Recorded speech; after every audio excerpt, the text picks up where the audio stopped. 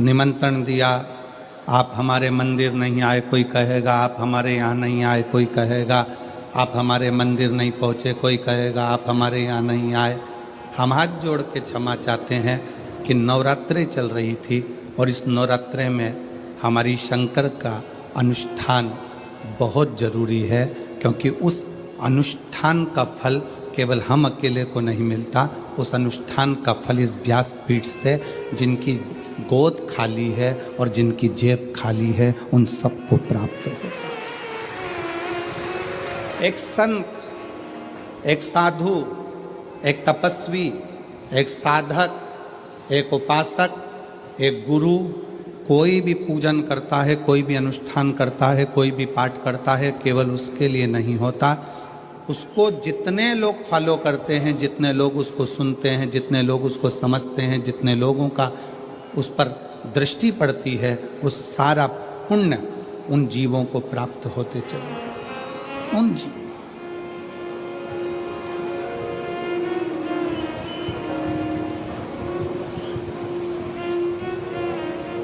यहाँ पर बुजुर्ग माताएं बैठी होंगी और वो बैठी हुई माता कहती होंगी,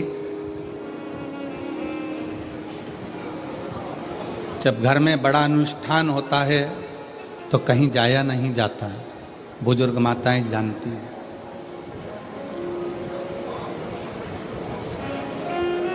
और प्रत्येक नवरात्रि में शिव और शक्ति में कोई भेद नहीं है, दोनों एक है,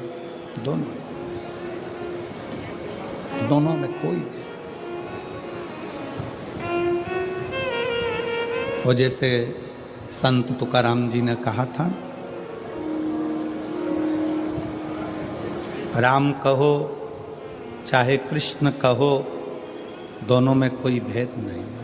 इसलिए उन्होंने एक शब्द दिया कि राम कृष्ण हरि जय, राम कृष्ण हरि, राम कृष्ण हरि जय, राम कृष्ण हरि, राम कृष्ण हरि जय, राम कृष्ण हरि, राम कृष्ण हरि जय, राम कृष्ण हरि, राम कृष्ण हरि जय, राम कृष्ण हरि, राम कृष्ण हरि जय, राम कृष्ण।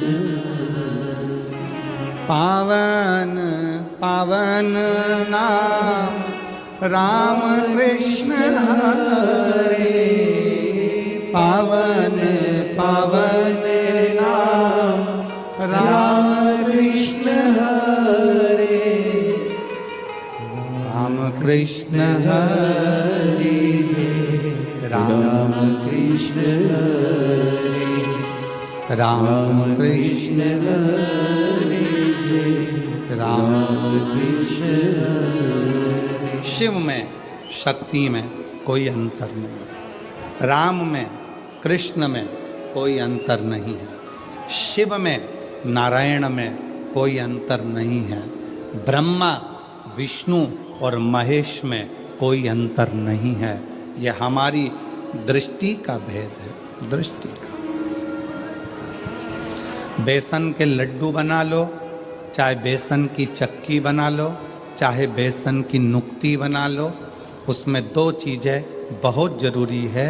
एक घी, जम के बोलो घी, दूसरा बेसन, तीसरा शक्कर। बेसन के लड्डू बनाओगे तो भी उसमें घी की ज़रूरत पड़ेगी, बेसन की ज़रूरत पड़ेगी, शक्कर की ज़रूरत पड़ेगी। बेसन की नुक्ती बनाओगे बूंदी, उसमें भी घी की ज़रूरत पड़ेगी, बेसन की ज़रूरत पड़ेगी, शक्कर की ज़रूरत पड़ेगी। बेसन चक्की बनाओगे उसमें भी घी की ज़रूरत पड़ेगी, शक्कर की ज़रूरत पड़ेगी, बेसन की ज़रूरत पड़ेगी। उसी तरह अपने जीवन को सफल बनाओगे तो उसमें ब्रह्मा की भी ज़रूरत पड़ेगी, विष्णु की भी ज़रूरत पड़ेगी और शिव की भी ज़रूरत पड़ेगी। ये जीवन का सार तत्व है।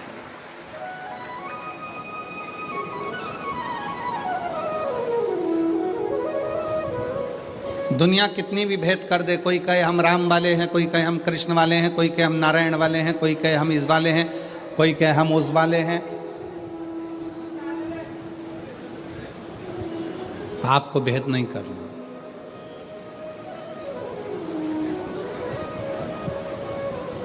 जो पांडुरंगा विट्ठल को भी नमन कर रहे हैं वो शंकर को ही नमन कर रहे हैं।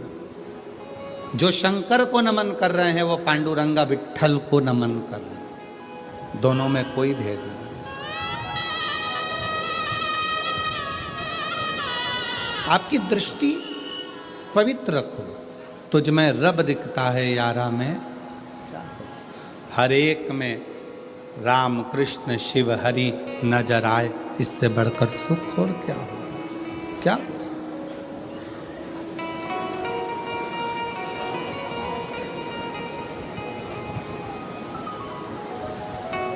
उसकी दृष्टि, उसको पहचानना, उसको जानना बहुत सा।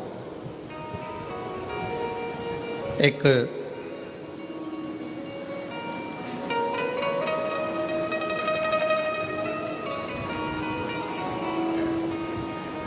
चित्ररथ नाम का एक राजा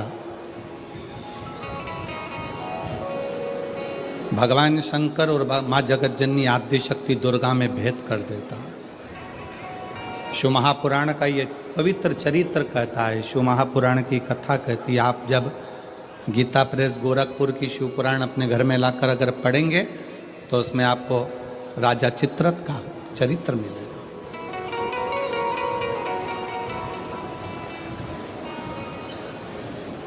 चित्ररथ का चरित्र जब आप दर्शन करेंगे तो राजा चित्ररथ ने शंकर पार्वती जी के सामने जाकर मां आद्य शक्ति को शिव जी के नजदीक में उनके गोदी में बैठे हुए देखा। गोदी।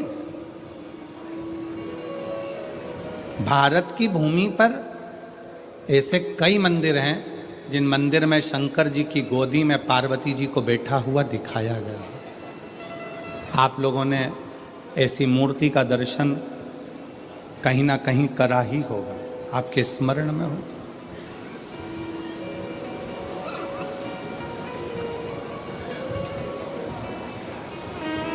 शिव जी की गोद में मां आद्य शक्ति, मां दुर्गा भवानी, मां पार्वती जी बैठी हैं। इस गोद में श्री कार्तिकेय जी बैठे हैं और पार्वती जी की गोद में श्री गणेश जी महाराज बैठे हैं। जरा स्मरण करिएगा, कभी यदि आपके सामने ऐसा कोई फोटो, ऐसा कोई चित्र व्हाट्सएप पर, सोशल मीडिया में आए तो इसमें संशय मत करना, इसको समझना